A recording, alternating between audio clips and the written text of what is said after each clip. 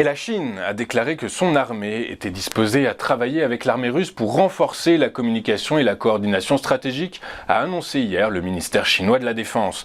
Les deux pays travailleront ensemble pour mettre en œuvre des initiatives de sécurité mondiale, a déclaré Tan Kefei, porte-parole du ministère chinois de la Défense, lors d'une conférence de presse. Il a par ailleurs déclaré que les deux pays renforceraient la confiance militaire et préserveraient conjointement l'équité et la justice internationale. Ils organiseront également des patrouilles maritimes et aériennes conjointes et des exercices conjoints, a-t-il par ailleurs indiqué. Toujours au chapitre de la guerre en Ukraine et de ses conséquences, le Parlement turc a ratifié hier soir à l'unanimité l'adhésion de la Finlande à l'OTAN, qui restait bloquée depuis mai dernier, quelques jours après les députés hongrois lundi. La candidature finlandaise est désormais approuvée par l'ensemble des 30 États membres de l'OTAN, mais celle de la Suède, déposée simultanément, reste bloquée par Ankara.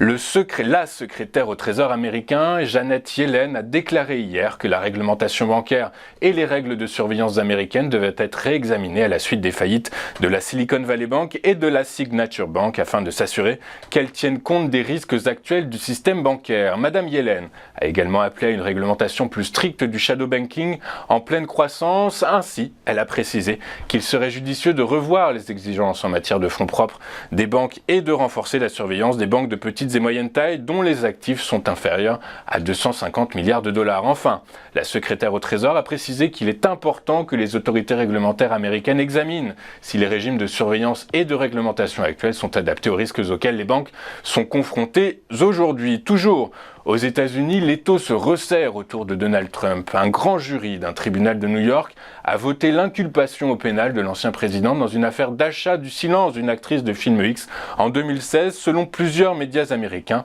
dont le New York Times et CNN. Affaire à suivre. La Grande-Bretagne a rejoint cette nuit le partenariat Asie-Pacifique, fort de 11 membres, qui comprend notamment le Japon et l'Australie. Cet accord, conclu après 21 mois de négociations, permettra aux entreprises britanniques de saisir des opportunités de nouveaux emplois, de croissance et d'innovation, a déclaré le gouvernement de Rishi Sunak. Cet accord, qui réduira les droits de douane sur les exportations de produits alimentaires, de boissons et de voitures, devrait générer 1,8 milliard de livres sterling de revenus supplémentaires une fois qu'il sera opérationnel, ce qui correspond à environ 0,08% du PIB du Royaume-Uni. Enfin, en France, ce matin a été publié en glissement annuel le rythme de l'inflation qui ralentit en mars à 5,6% contre 6,3% en février.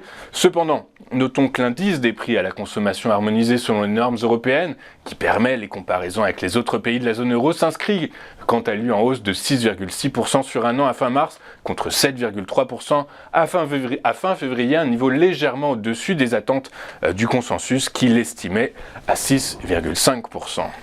Regardons maintenant donc ce qui s'est passé sur les principales places boursières de la planète hier. Les principaux marchés financiers européens ont fini la journée en hausse, portés par l'apaisement des inquiétudes autour du secteur bancaire et des statistiques américaines révisées à la baisse qui nourrissent ainsi l'espoir que le cycle de hausse de taux de la Réserve fédérale américaine approche de sa fin. À Paris, le CAC 40 a pris 1,06% à 7263 points, le FTSE s'est apprécié de 0,74% à 7620 points et le DAX a lui gagné 1,26% à 15 522 points. La bourse de New York a fini en légère hausse soutenue par les valeurs technologiques qui s'appuient sur le repli des taux obligataires et des anticipations d'une fin prochaine du resserrement monétaire de la Fed. Le Dow Jones a pris 0,43% à 32 859 points. Le S&P 500 a gagné 0,57% à 4 050 points et le Nasdaq Composite s'est apprécié lui de 0,73% à 12 013 points. La bourse de Tokyo a fini en hausse ce matin, portée par l'apaisement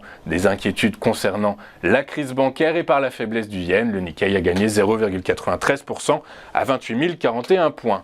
À Paris, tous les secteurs ont fini la journée en territoire positif, excepté les services aux consommateurs qui ont symboliquement reculé de 0,01%. Parmi les hausses les plus significatives, nous noterons celle de la tech qui a bondi de 2,8%. Les financières sont de nouveau recherchées, le secteur s'est apprécié de 1,63%. Les utilities ont gagné 1,49%.